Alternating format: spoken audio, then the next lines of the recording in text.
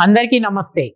I am K. Anil Reddy, JL in Political Science, Government Junior College, Kachiguda. As part of the second year Political Science, today we are going to deal with the seventh chapter, okay, electoral system in India. In that, so far we studied about the Central Election Commission as well as powers and functions of the Election Commission. In today's class, we are going to study about the political parties in India, features of political parties in India. Okay. So, let's talk about the political parties. For any democratic system, political parties are very important.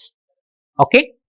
So, for the successful functioning of the democracy, it is the political parties which plays a crucial role.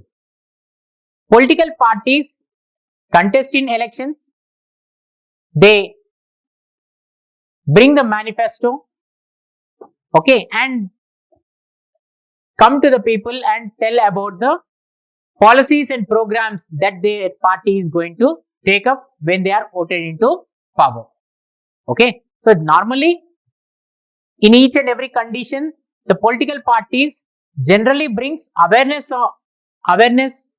to the people on various issues. It might be political, economic, various issues will be debated and discussed by the political parties so that each and every person will be able to understand the things which are happening around.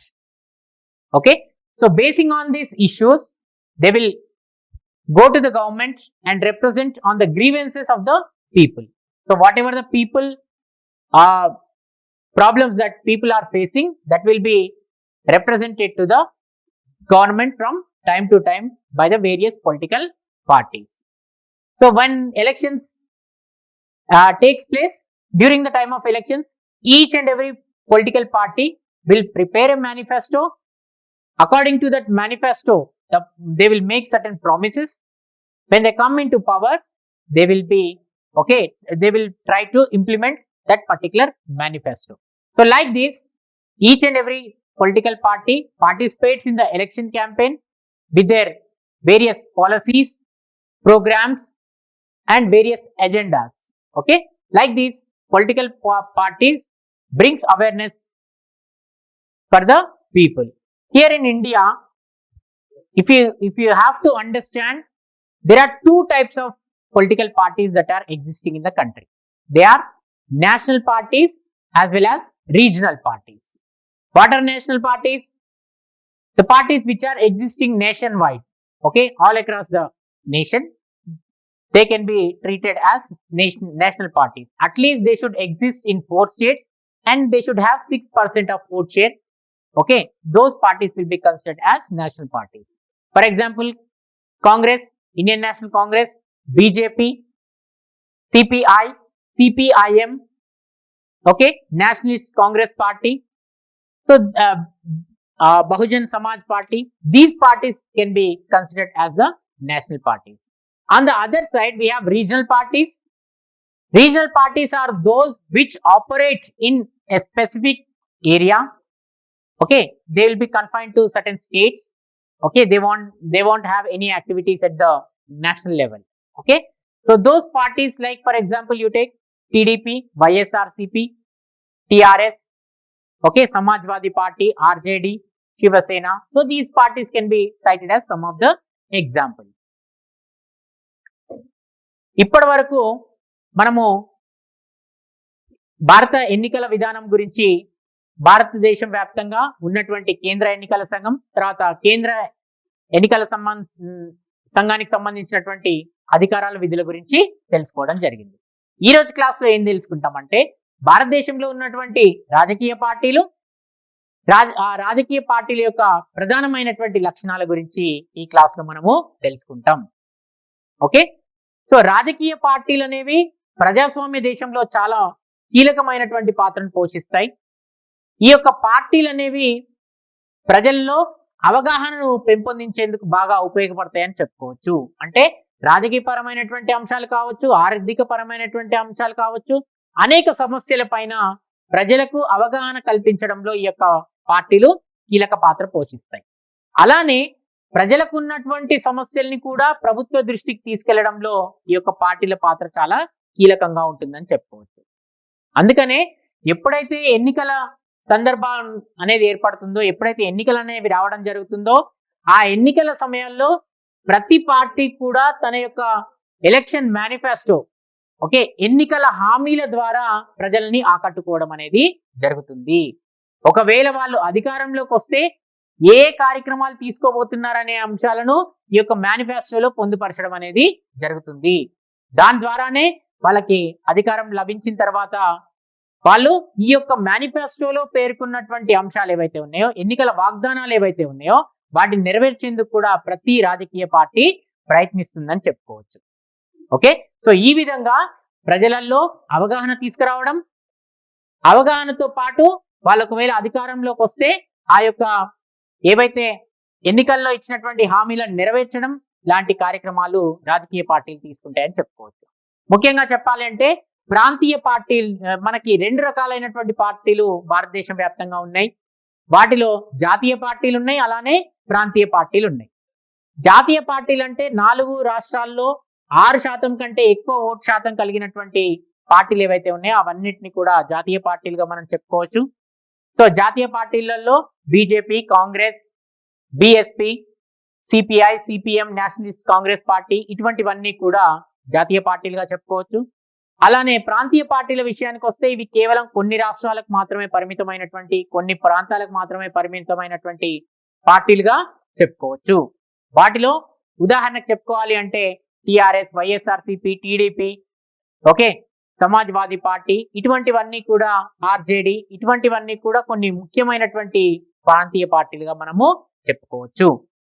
Okay, we will talk about the various features of the political parties in India. So భారతదేశంలో ఉన్నటువంటి రాజకీయ పార్టీలకు సంబంధించి ప్రధానమైనటువంటి లక్షణాల గురించి మనము తెలుసుకుందాం. Okay, so in that first one is multi party system. So after the independence of India, there was only one party dominance that was existing in the country. What is that one party? It was Congress, which was dominated the entire political scenario in the country. Okay, but later on, the dynamics of the politics in India have completely changed after the 1990s. Many parties started emerge, many parties were formed. They also started playing a crucial role in the Indian national politics. Okay, right from one party dominance, it has changed to multi-party system in the country. Of course, there were parties which were in existence even right from the independence, but those parties were unable to perform, okay, politically. So therefore, we have observed a shift in the political system during the 1990s. Of course, there was some effect in the some states, some part of the country, but not exactly at the union level. So at present, right now, there are 6 national parties and 53 regional parties that are existing in India. So as far as our political parties are concerned, why we are calling it as a multi-party system? Because there are 6 national parties as well as there are 53 regional parties. So these are registered parties. Okay, మనకి భారతదేశంలో బహుళ party వ్యవస్థ అనేది మనం ఏర్పాటు చేసుకోవడం అనేది జరిగింది. భారతదేశానికి స్వాతంత్రం వచ్చిన తర్వాత చాలా కాలం పాటు ఒక పార్టీ యొక్క ఆధిపత్యం అనేది కొనసాగిందని చెప్పుకోవచ్చు. అంటే ఒకే ఒక పార్టీ పూర్తిగా తన యొక్క ప్రభావాన్ని చాలా కాలం పాటు కొనసాగించిందని చెప్పుకోవచ్చు. దాదాపు 3 దశాబ్దాల కాలంలో కూడా ఏ ఒక్క పార్టీ ప్రభుత్వంలోకి రానటువంటి పరిస్థితి ఏర్పడింది. కేవలం ఒకే ఒక్క పార్టీ తన యొక్క ప్రాబల్యాన్ని ఈ యొక్క భారతదేశంలో చాటుకుందని మనం చెప్పుకోవచ్చు. అదే కాంగ్రెస్ పార్టీ. కానీ 1990 దశకం తర్వాత అనేకమైనటువంటి రాజకీయ వ్యవస్థలో అనేకమైనటువంటి మార్పులు రావడం జరిగింది. ఆ మార్పులకు అనుగుణంగానే అనేక పార్టీలు రావడం జరిగింది. అందుకనే సంకీర్ణ ప్రభుత్వాలు అనేవి కూడా భారతదేశ వ్యాప్తంగా ఏర్పడినాయని చెప్పుకోవచ్చు. ప్రస్తుతం ఇప్పుడు 6 జాతీయ పార్టీలు 53 ప్రాంతీయ పార్టీలు మన భారతదేశంలో ఉన్నాయని చెప్పుకోవచ్చు. ఇవన్నీ కూడా రిజిస్టర్డ్ పార్టీలు. ఓకే, అంటే ఎన్నికల సంఘం దగ్గర రిజిస్ట్రేషన్ కలిగి ఉన్నటువంటి పార్టీలుగా మనము చెప్పుకోవచ్చు. Next we will talk about the ideological spectrum. That means the political parties in India can be divided into 3. Okay, we can talk about the political parties in India basing on their ideology. Okay, there are 3 types. One is rightist parties, leftist parties and centrist parties. So what are the rightist parties? BJP and Shiva Sena. Parties like BJP and Shiva Sena can be considered to be the rightist parties because they give more importance to the culture, traditional symbols, glorious past, okay, and Hindutva agenda. These parties follow this agenda. So that's why these parties can be considered as rightist parties. There are certain parties which are based on the socialism, ideology of socialism or social orientation, and they are pro-poor. Okay, their activities are pro-poor. Those parties can be considered as the leftist parties. The best example for the leftist parties is CPI, CPIM and Forward Bloc, etc. So these parties believed in the socialism as their ideology and they are pro-poor. Okay, they are all their activities are pro-poor activities. Then what is the third type? The third type is centrist parties. The combination of these two ideologies and other ideologies make the centrist parties. That means these centrist parties do believe in the rightist ideology, leftist, as well as some other ideologies also are.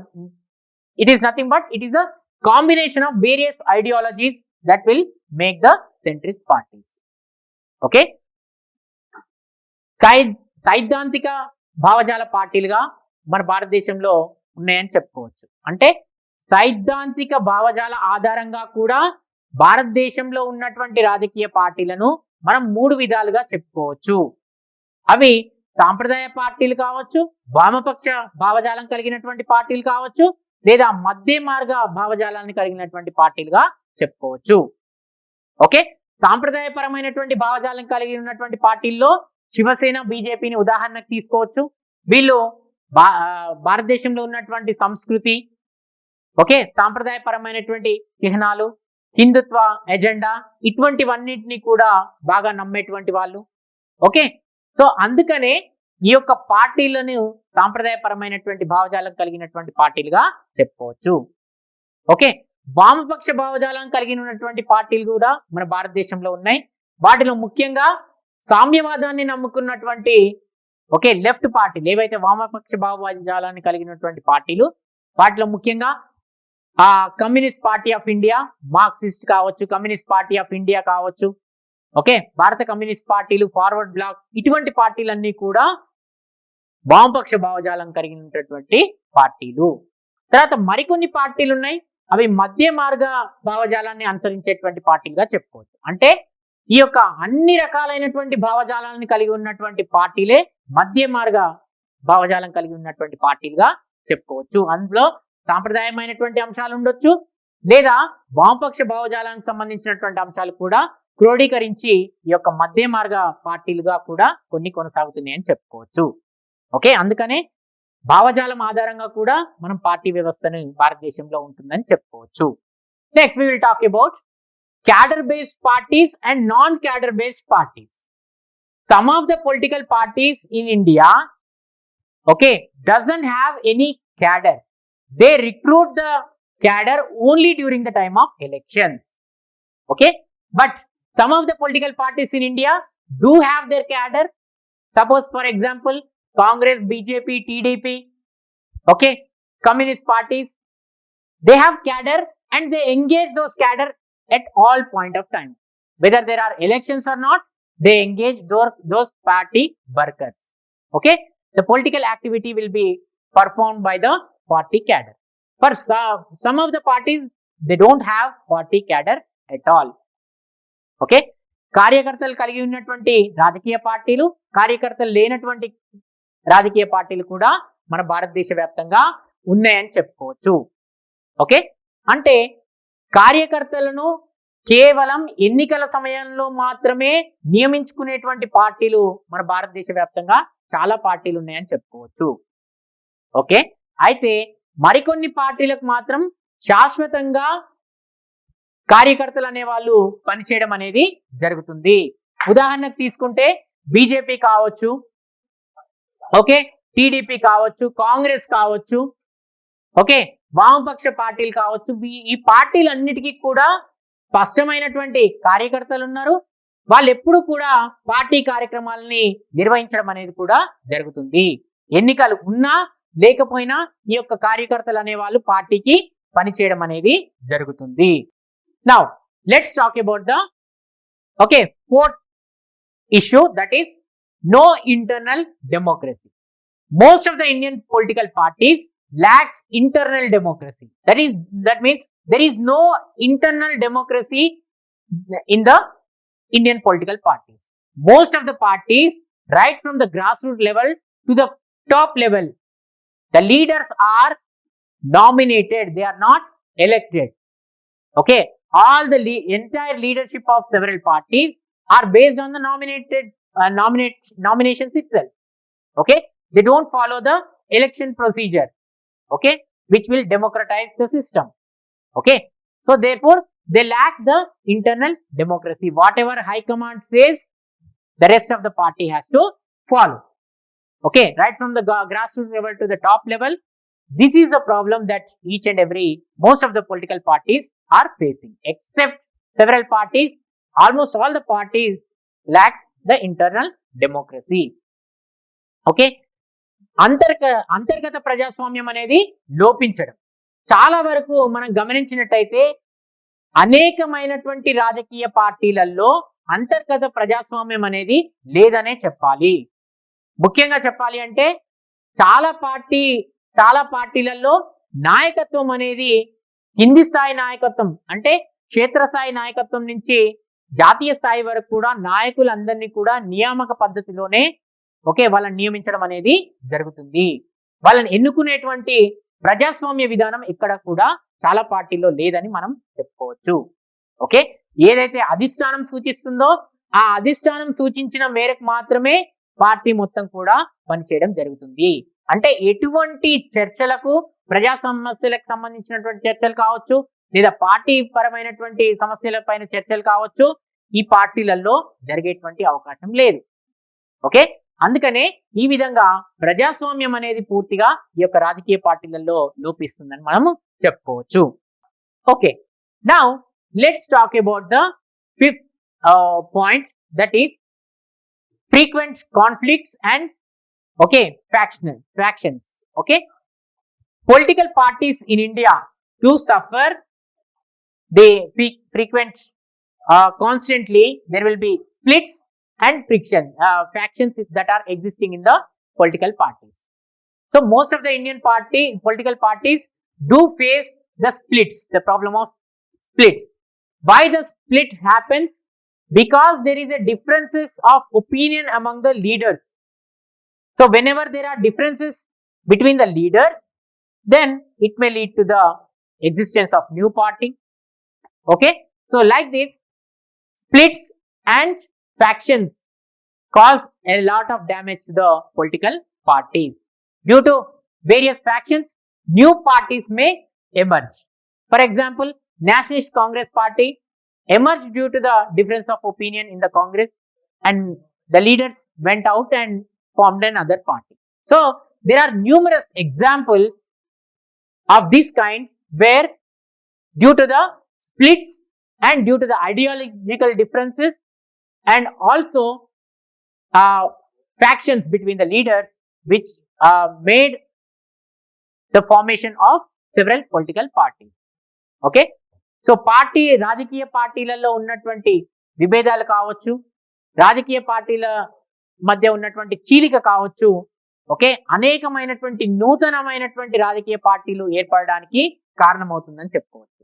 అంటే ఈ యొక్క చీలిక, రాజకీయ పార్టీల యొక్క చీలిక అనేది మన భారతదేశంలో ఉన్నటువంటి రాజకీయ పార్టీలు ఎదుర్కొంటున్నటువంటి సమస్యగా మనం చెప్పుకోవచ్చు. ఓకే, ఈ యొక్క చీలిక అనేది ఎందుకు వస్తుంది అంటే నాయకుల మధ్య భేదాభిప్రాయాలు రావడం, ఓకే, లేదా వాళ్ళ భావజాల పరంగా విభేదించడం, వీటి కారణంగా విభేదాలు వచ్చి కొత్త పార్టీలకు ఆస్కారం అనేది లభిస్తుంది. ఇది జాతీయ పార్టీలలో జరుగుతుంది, అలానే ప్రాంతీయ పార్టీలలో కూడా ఈ యొక్క సమస్య అనేది ఉంటుంది అని చెప్పొచ్చు. ఓకే, నేషనలిస్ట్ కాంగ్రెస్ పార్టీ అనేది ఆ విధంగానే ఒక చీలిక ద్వారా ఏర్పడిందని చెప్పుకోవచ్చు. అలానే డిఎంకే, ఏఐడిఎంకే పార్టీలు కూడా ఈ యొక్క చీలిక ద్వారానే ఏర్పడినటువంటి పార్టీలుగా చెప్పుకోవచ్చు. So this problem is faced by the both national parties as well as regional parties. Okay, now let's talk about the sixth point, that is coalition politics. So most of the parties in India are favoring to form the coalition governments both at the national level as well as at the state levels, because now there is very difficult situations that are existing for the parties to get absolute majority. So when there is no possibility of getting absolute majority, the parties are turning towards coalition politics. So these coalitions may be pre-polled alliances or postponed alliances. So coalition governments always depends upon the understanding that they have before the election or after the elections. Several parties come together and they form the government. That itself is coalition. సంకీర్ణ రాజకీయాలు అంటే చాలా పార్టీలు, రాజకీయ పార్టీలు ఏవైతే భారతదేశంలో ఉన్నాయో ఇవి సంకీర్ణ ప్రభుత్వాలు, సంకీర్ణ కూటములు ఏర్పాటు చేయడం కోసమే ఎక్కువగా మొగ్గు చూపుతున్నాయని మనం చెప్పుకోవచ్చు. అంటే ఏ పార్టీకి మెజారిటీ రానటువంటి సందర్భాల్లో సంకీర్ణ ప్రభుత్వాలు అనేవి ఏర్పాటు చేసుకోవడం జరుగుతుంది. అయితే ఈ సంకీర్ణాలు అనేవి ఎన్నికల ముందు జరగవచ్చు, లేదా ఎన్నికల తర్వాత కూడా సంకీర్ణాలు ఏర్పడేటువంటి అవకాశం అనేది ఉంటుంది. ఓకే, ఈ యొక్క మిత్రకూటములు అనేవి రెండు కూడా ఓకే ఎన్నికల ముందు జరగవచ్చు, లేదా ఎన్నికలు జరిగే తర్వాత కూడా జరిగే. Now let's talk about charismatic leadership. Charismatic leadership, many of the political parties are dependent upon the personality of the leaders. Okay, so personality factor of the leader is nothing but it is the charismatic leadership of that particular party. So most of the parties are dependent upon this.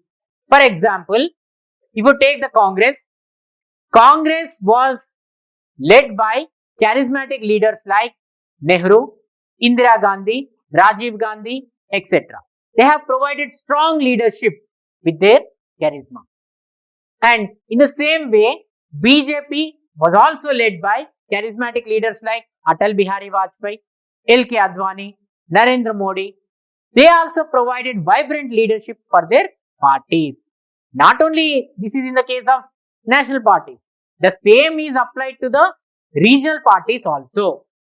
For example, RJD, it was led by Lalu Prasad Yadav. Okay, SP, Samajwadi Party, which was led by Mulayam Singh Yadav. Okay, then a TDP, it is charismatic leadership of NTR. Okay, TRS, which is led by KCR. So like this, many of the political parties are dependent upon the charismatic leaders. Okay, చాలా వరకు ప్రజాకర్షణ కలిగి ఉన్నటువంటి, జనాకర్షణ కలిగి ఉన్నటువంటి నాయకత్వం పైనే చాలా రాజకీయ పార్టీలు ఆధారపడి ఉన్నాయని చెప్పుకోవచ్చు. అంటే జనాకర్షణ కలిగి ఉన్నటువంటి నాయకుల ద్వారా అధికారంలోకి రావడం సులభం అవుతుందన్నటువంటి ఉద్దేశంలో చాలా రాజకీయ పార్టీలు వారి యొక్క నాయకత్వం పైనే ఆధారపడి పనిచేస్తున్నాయని చెప్పుకోవచ్చు. ముఖ్యంగా చెప్పాలి అంటే కాంగ్రెస్ పార్టీ అధికారంలోకి రావడానికి బలమైనటువంటి నాయకత్వం అందించిన వారిలో నెహ్రూ, ఇందిరా గాంధీ, రాజీవ్ గాంధీ వీళ్ళు చాలా బలమైనటువంటి నాయకత్వాన్ని, జనాకర్షణ కలిగినటువంటి నాయకులు కాబట్టి బలమైనటువంటి నాయకత్వాన్ని అందించగలిగారు. అలానే బీజేపీ విషయానికి వస్తే బీజేపీకి సంబంధించి అటల్ బిహారీ వాజ్పేయి కావచ్చు, ఎల్కే అద్వానీ కావచ్చు, వీళ్ళే కాకుండా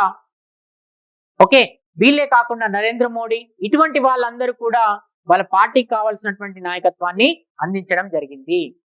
అలానే ప్రాంతీయ పార్టీలు కూడా ఇదే విధానాన్ని అనుసరించడం అనేది మనం గమనించవచ్చు.